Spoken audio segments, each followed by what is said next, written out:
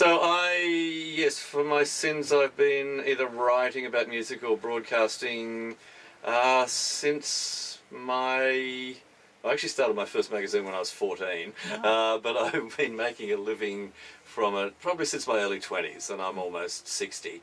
So radio is, and community radio is by comparison more recent. I used to do some radio in the 80s. I co-presented the album show on Triple M in Sydney, and I've been interviewed a lot on radio. But in terms of actually learning the nuts and bolts of how these things work and all that, I started at FBI a month after FBI went to air. So that was in September of 2003, and I was asked if I'd do 6 months in August or September of 2003, and I'm still there, officially and proudly the oldest person at Youth Radio FBI. And so my show at FBI is cover versions, reworkings and reinterpretations. And then about a year and a half ago I was asked if I'd do Dirt Music, where we are currently sitting in the studios of 2SER.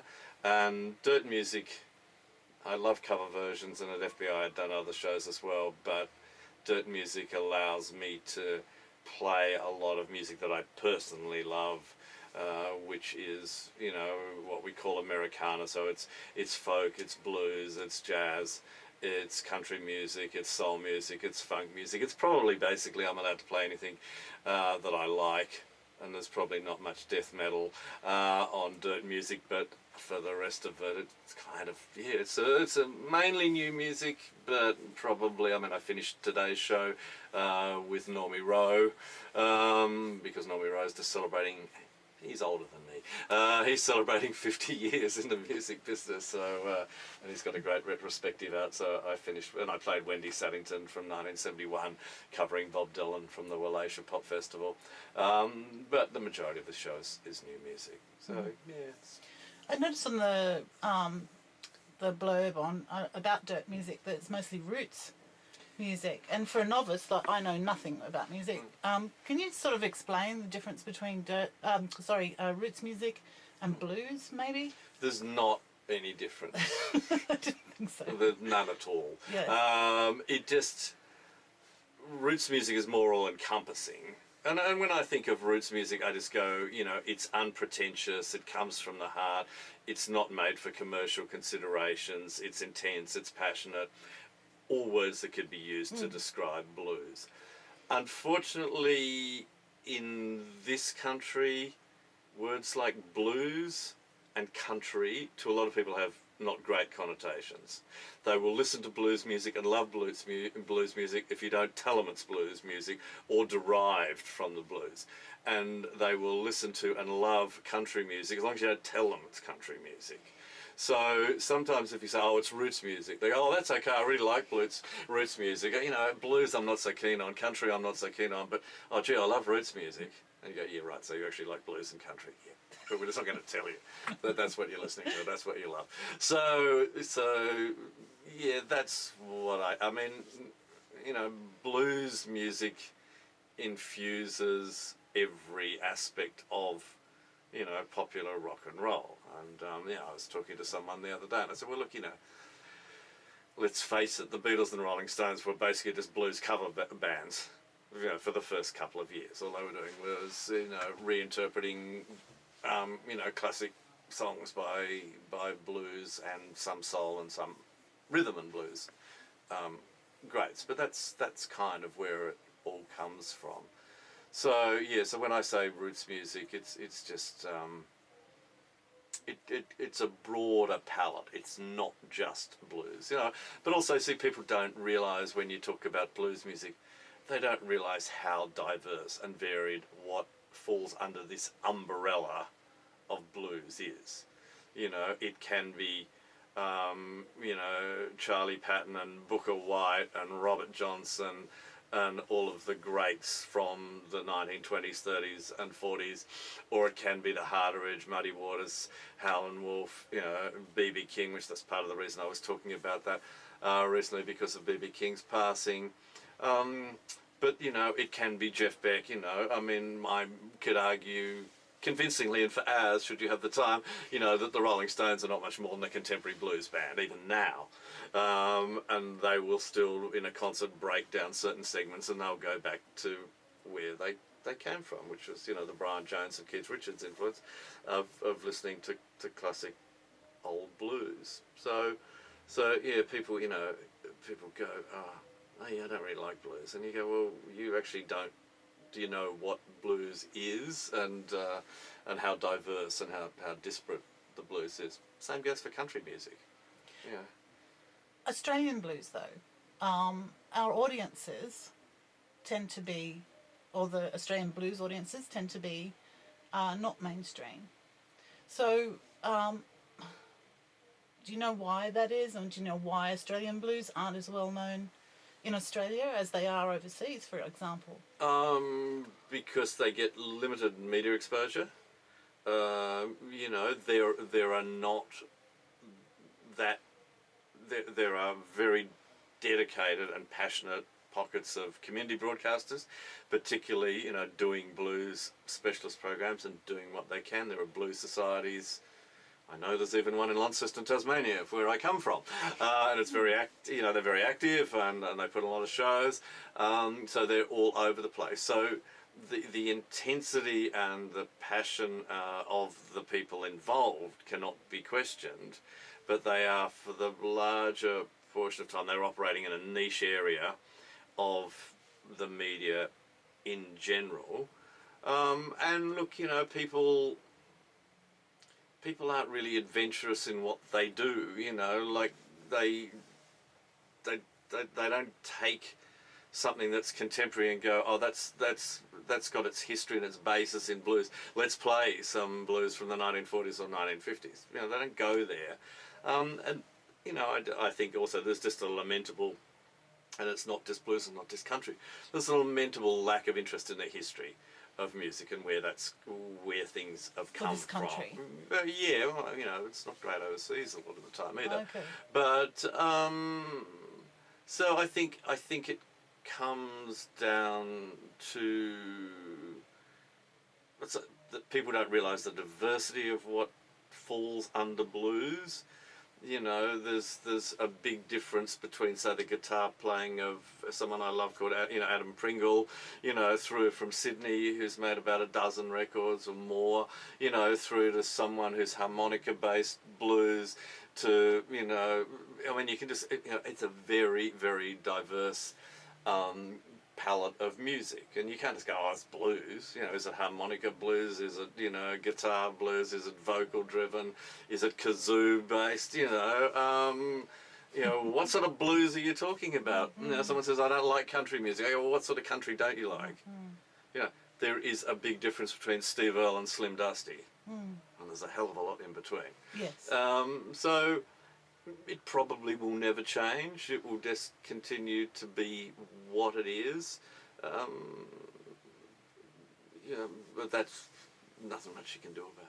So I want to ask you if you had any connection with Dutch Tilders, or whether Dutch Tilders is somebody who you followed, or... I'm trying to remember whether I met Dutch Tilders, and that possibly means that we're all getting older, the drugs were better, and it was a long time ago. So I'm sure that at various times when I moved to Sydney, which was in the very late 1970s, I'm sure if I went back through my archives, I would have at least written about some Dutch Tilders records. And whether I ever interviewed him, I honestly cannot recall. But, Dutch Tilders in that era of Australian blues was, revered as a pioneering, major, significant influence and one of the cornerstones of the Australian blues scene. So no, look, my experiences with him wouldn't have gone much beyond that. But, particularly during that era and later on, saying, did you know about Dutch Tilders to people that were in the blues career, or extended. Dutch Tilders was a name that was known outside of the blues community too. It's a little bit like going up to someone and saying, oh, do you know who Slim Dusty is? If they're a country fan. Yeah. Of course, you knew who Dutch Tilders was. If you weren't intimately across what he did, you were aware of how prolific he was, how much he played, and his influence on, a generation of Australian blues performers. So, but no, I cannot lay claim to have been, his best mate and, out playing pool with him and doing all that sort of stuff. Because I'm trying to think, around when I came to... But no, Dutch was around in that era when, I guess we were talking before about the blues being slightly marginalised, but there was a period which I've been writing about in the book that I'm doing on Michael Gudinski when, the blues was actually a big deal in Australia. And we're talking really sort of the late 60s through to the mid-1970s. More so, from my understanding, coming out of Melbourne than Sydney. But a very, very strong blues-based rock and roll, fusion of blues and rock and roll, which, Dutch would have been very much He part actually moved of that. up to Sydney at that time. And with someone like Michael Gudinski, people call him, well, my book is called The Godfather of Australian Music, and he is unquestionably the most influential person in Australian music in the last 50 years, more influential than any performer. But his whole career was built around, people don't know this because they think, Jimmy Barnes, Kylie Minogue, Paul Kelly, blah, blah, and all that sort of stuff. But, he's, the first signings to Mushroom Records back in the early 1970s were predominantly blues-based music artists. The very first tour, Michael Gudinski, who now, promotes the Rolling Stones and Bruce Springsteen and the Foo Fighters, but his very first ever tour was John Mayall's Blues Breakers. And then he was the guy who brought, like, Muddy Waters and Howlin' Wolf and all of these guys to Australia. Brownie McGee? Yeah, in the late 1960s, early 1970s. Yeah. Then he tells stories. He said his first overseas trip, he was 22, and he went to Chicago. And he said, for a white Jewish boy from Melbourne, not a great place to go. But he said, when your chaperones have got names like Muddy Waters and Howlin' Wolf, he said, you're welcome in any blues club you want to go to in Chicago. So, so Melbourne, people who were living in Sydney in that time may correct me on that. I'm not professing to be an expert, but certainly Melbourne was a very, very vibrant blues-based scene, and it was a lot of it had to do with, we had very, very great import record stores in the late 60s, early 1970s, so all of this music from overseas came here very quickly. We did have some, like Chris Winter, who had Room to Move, which is a radio show that I grew up with before Double J, hugely influential. Some of the programming that was on the ABC, I used to listen on a crystal radio attached to my parents' telephone in Launceston in Tasmania, and I'd stay up to listen to Chris Winter because I'd hear all this amazing music from overseas. And hey, we had a better quality of music journalism. We had some really fantastic people, particularly someone who shaped my career, a guy called Rob Smythe, used to write for the Nation Review.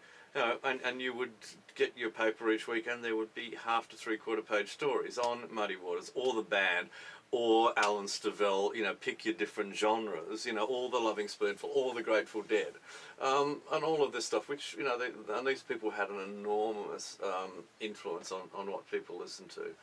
And, all of the early, bands, like Carson in particular, Tully, the Dingoes, Maddle Lake, Rumpo, Ayers Rock, all of the bands in that era of Australian music. Some were more influenced by jazz and the sounds of Weather Report.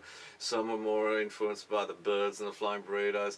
Others were growing up doing what the Rolling Stones had done. And they'd also listen to, they were listening to, Jimi Hendrix and Cream and all that. Tell me they're not blues-based artists. They wouldn't have existed without that whole Southern American, Mississippi, partially Chicago, the music that came out of those cities. There wouldn't have been a Rolling Stones, there wouldn't have been a Beatles. yes, there would have been a Beatles and a Rolling Stones without Dutch Tildes, but he clearly, he was a continuum and an Australian continuum of this music that goes back for decades.